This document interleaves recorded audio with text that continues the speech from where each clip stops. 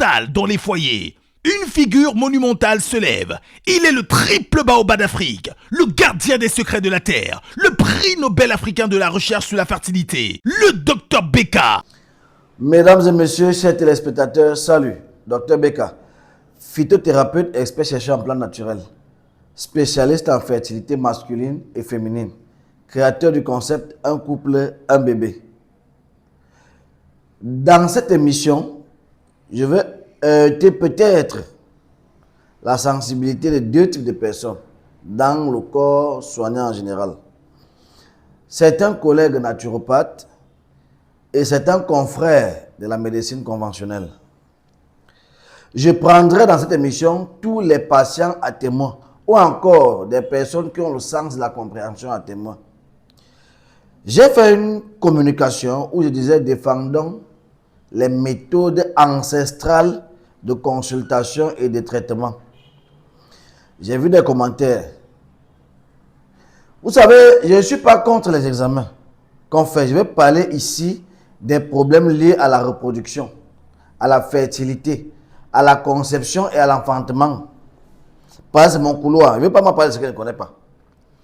Je dis toujours, je consulte selon les méthodes ancestrales.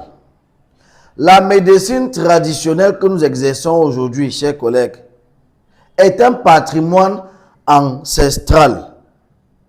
Je ne comprends pas pourquoi vous vous en donnez aux prescriptions des examens, aux prescriptions des médicaments pharmaceutiques.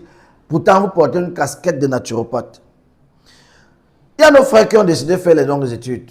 Après avoir eu un bac D, ils ont fait 7 ans à l'université, 9 ans à l'université, voire même plus, pour être ce qu'on appelle un médecin, pour avoir la capacité de consulter et de prescrire un examen, pour avoir la connaissance de prescrire un médicament pharmaceutique accompagné de son cachet. Mais nous les naturopathes, qu'est-ce qui nous arrive? Pourquoi nous voulons copier aveuglément, ignoramment, de façon idiote, ce que nous voyons les autres faire? Moi, je suis de ceux qui pensent que mon seul concurrent, c'est moi-même. Celui que je dois combattre et mener, c'est moi-même. Pourquoi? Parce que même si tu dis que tu es milliardaire, il y a plus milliardaire que toi. Si tu dis que tu es plus beau, il y a plus beau que toi. Tu dis que tu es plus grand traitant, il y a plus grand traitant que toi. Donc, mon meilleur concurrent dans ce monde, c'est moi-même. Je veux me défier. C'est-à-dire quitter du niveau où je suis allé encore plus haut. C'est tout. Parce que vous voyez, vous faites des erreurs terribles. Est-ce que vous savez que sur 10 couples qui viennent chez nous, dans les cliniques traditionnelles, il y a au moins 8 qui viennent parce qu'ils sont désespérés de la médecine moderne. Il y a au moins 8 qui ont marché, qui ont dépensé des centaines de milliers, voire même des millions dans la médecine moderne. Il y a ceux qui ont fait les examens dans les plus grands centres hospitaliers, ça n'a rien donné. Il y a ceux qui ont fait les examens, on a dit que vous n'avez rien, mais il n'y a pas d'enfant. Il y a ceux qui ont fait les examens, on a dit vous avez tel problème, vous allez faire si, d'autres se sont même fait opérer. Hein? Il y a les hommes qui ont dit non, tu as la zoospermie, tu as la varicocèle, tu as la staphylocoque, tu sais ça qui a fait que tu as fait que on l'a opéré. Ça n'a pas marché. D'autres ont pris les fertilos pendant des mois, ça n'a pas marché.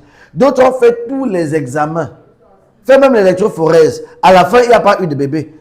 Après tout ce désespoir vient chez vous, vous sortez vos petits laptops, vous dites que vous voulez faire l'échographie. Vous avez quelle machine que le centre Pasteur n'a pas? Vous avez quelle machine que les gens qui viennent chez vous avec un dernier espoir n'ont pas pu faire peut-être à la cantine, l'hôpital général central? Vous n'avez rien de ces machines-là. Sincèrement, comment un couple peut venir chez toi pour un problème de fertilité? Tu prends ton stylo en tant que naturopathe, tu prescris les examens à faire.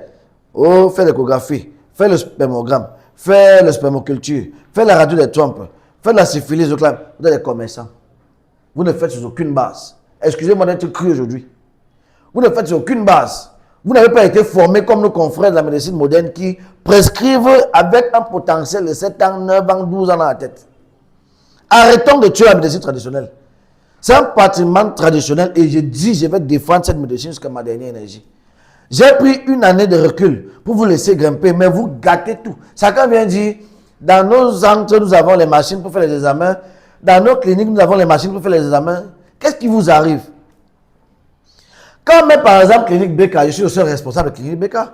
Ce n'est pas parce que j'ai recruté une infirmière du quartier ou bien, je ne sais pas qui j'ai recruté pour venir faire les examens chez moi, que la personne sera responsable. Non! Je vais prendre quel courage pour prendre mon stylo, moi, en tant que traditionnaliste, qui porte un chapeau ce car noir et qui prends le tramadol, prends le ferragan, prends le machin. Sur quelle base? J'ai appris ça où? Je connais les herbes. Je sais comment déboucher les trompes. Je sais comment dépasser un couple des problèmes d'infertilité. Mais je vais prendre le stylo. Pourquoi vous voulez qu'on nous expose? Avant que les machines d'échographie, de radiographie, de spermogrammes n'arrivent en Afrique, nos aïeux, nos traitants, Père Soufou de la carrière, les Mamofo, les Mastella, les Reines-Mères, ils travaillaient comment? Est-ce qu'il y avait les machines d'échographie? Pourquoi les gens là n'ont pas pu trouver les solutions de l'autre côté? Viennent vers nous avec un dernier espoir. Vous les ramenez encore dans la nostalgie. Madame, vous allez faire le spermogramme. Demandez à votre mari de faire le spermogramme. Vous allez faire la radio des trompes. Vous allez faire l'échographie. Vous faites ça sur place. Donc vous êtes des commerçants. Désolé, vous n'êtes plus des traitants. Parce que j'essaie même de parler en Ibe, vous ne comprenez pas mieux, je viens m'exprimer ici. Pour que vous reteniez. Et j'attire l'attention des couples qui venaient. Vous qui croyez aux naturopathes, utilisez les méthodes traditionnelles. Acceptez qu'on vous applique les méthodes traditionnelles. Laissez que ce que vous avez fait pendant 10 ans, 15 ans, 20 ans, on revient encore reprendre à zéro. Et vous savez, ils ont une stratégie. Ton taux de spermatozoïde est faible, oligospermie. Non, tu n'as même pas un spermatozoïde dans le sperme. Tu as la zoospermie. Tu vas. Vous avez été habitué à ça. Quand vous venez vers nous qui devons appliquer la formule ancestrale, on vous ramène encore dans ce système-là, ça vous plaît? Vous continuez quoi? Un naturopathe va rester, va venir avec les examens lui donner. On va dire, docteur, voilà mes examens. Vous pensez quand il prend il il comprend quoi? Quand on dit hydrosalpince, ou bien quand on dit que utérus polymyomaté, polykystique, machin, tu crois que le gars comprend quoi? Il ne connaît rien de tout ça. Une dame arrive chez un collègue naturopathe, il était perdu. Docteur, j'ai un souci, je voulais vous rencontrer. Oui, madame, vous avez quel souci? J'ai un problème de frigidité. Il dit, ah bon, oui. Ça se comporte comment? Ton ventre l'a fait comment? Ça bouge souvent seul. Le gars n'a rien compris de ce qu'on appelle frigidité et le naturopathe concurrent. On va le classer dans la catégorie avec le docteur Beka. Et je vous dis, la médecine traditionnelle que vous voyez ici, il faut avoir un don pour exercer ce métier. Laissez nos collègues que vous voyez, ils font le copier sur YouTube, ils viennent couler dans leurs émissions, ils mettent à la télé pour nous combattre. Au fond, on connaît qui est qui. Parmi nous là, on se connaît. On sait qui est qui. D'autres vont dire que non, est-ce qu'ils composent les remèdes? Ils peuvent acheter pour revendre. Vous pensez que les grands médecins de ce pays-là fabriquent les médicaments pharmaceutiques? Non!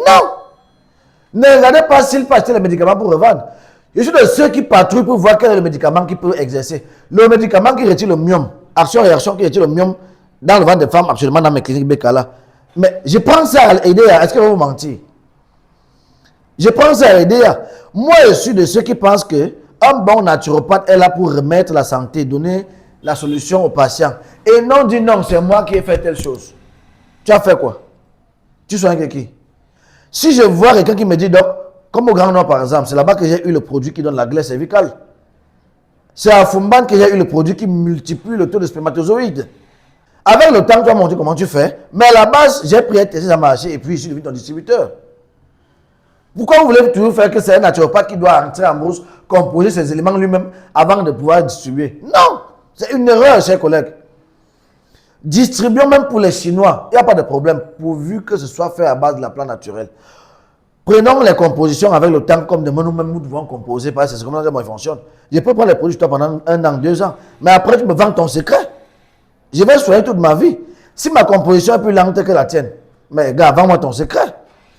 Vous voyez un grand médecin, quand on dit non, le monsieur là il connaît, quand il te prescrit ça marche. Vous croyez que ce qu'il prescrit là, c'est lui qui a fabriqué ça en pharmacie? C'est quel idiotie ça?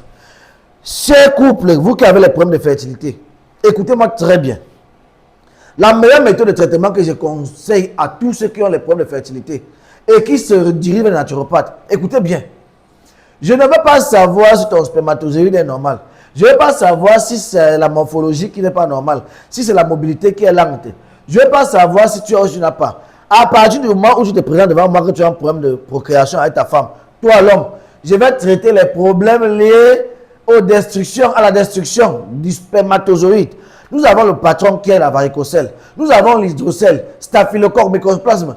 Regroupe quelques virus qui détruisent le spermatozoïde. Traite. C'est préventif et curatif. On ne perd rien. Traite d'abord ça. On appelle ça traiter la cause. Quand tu as traité la cause, chers collègues, engage le traitement dans de la conséquence qui est le sperme déjà détruit. C'est-à-dire le nombre de spermatozoïdes est insuffisant, non? Multiplie. La morphologie est bizarre, non? La queue n'est pas normale. redresse. La mobilité n'est pas bonne, non? Donne les produits de vitalité du spermatozoïde.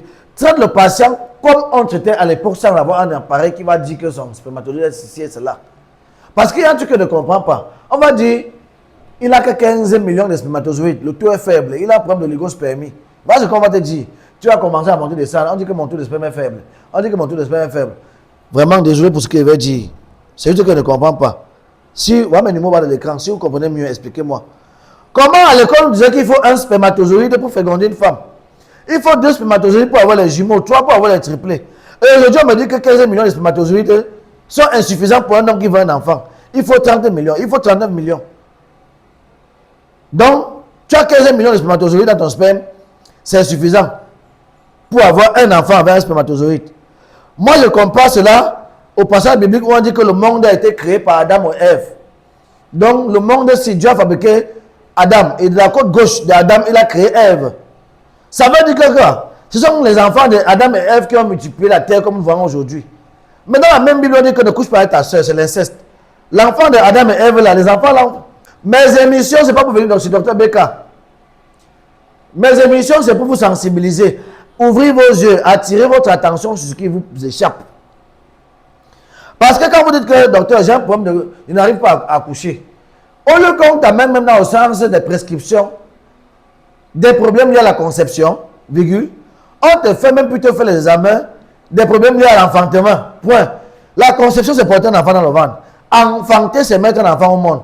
Tu n'as même pas encore conçu, mais on te donne les examens des problèmes qui vont t'empêcher l'enfantement, la mise au monde du bébé. Pour qu'une femme conçoive, est-ce que ton utérus est fonctionnel? 1. Est-ce que ta trompe est débouchée ou tes 2 trompes sont débouchées? 2. Est-ce que ton mari a un spermatozoïde qui a une vitalité normale? 3. L'enfant va entrer, tu vas concevoir. La faiblesse sexuelle, la glaise cervicale et autres là, ce sont les éléments qui accompagnent la première phase de la conception. Maintenant, les problèmes liés à l'enfantement, c'est-à-dire ce qui peut interrompre ta grossesse en route. On a les myomes, on a les kystes, on a le chlamydia, on a ci, on a ça, je suis d'accord. Mais tu es là, tu n'as jamais conçu avant de sortir. On t'a prescrit les problèmes liés à l'enfantement. Que tu as d'abord conçu quand? Chers collègues, chers patients, alternez les 2 médecines. Parce que nous avons nos confrères de la médecine moderne qui m'appellent même déjà parfois pour me dire donc, t'envoies un patient, il ne comprend pas son cas. On dit qu'une femme peut être enceinte. Elle fait l'échographie, elle dit qu'on ne voit pas l'enfant. Écoutez bien, elle est enceinte. Elle fait un test de grossesse ou bien l'échographie, on dit que non, on ne voit pas l'enfant. Pourtant, elle est enceinte. Ça veut dire que quoi? Elle est réellement enceinte, mais son fœtus ou l'embryon est encore à la phase non détectable par la machine qui est en train de chercher le problème. L'enfant est encore dans ses débuts, il n'est pas encore visible par le microscope, par la machine échographique. Ça veut dire que quand vous faites les examens, il n'y a pas de garantie. Tu peux être même malade et on dit que c'est négatif. Pourquoi? Parce que tu as des cellules fortes qui dominent sur la maladie. C'est dans toi, mais ce n'est pas encore visible, détectable par leur machine. C'est tout. Parfois, l'homme peut aller dehors chercher la maladie, l'infection, il vient donner à la dame. Hein. Mais quand il est devant l'hôpital, on dit que madame a le chlamydia et l'homme n'a rien. Il vous dit que c'est possible. Pourquoi? La mère à la maison, elle a préparé son riz sur l'arachide.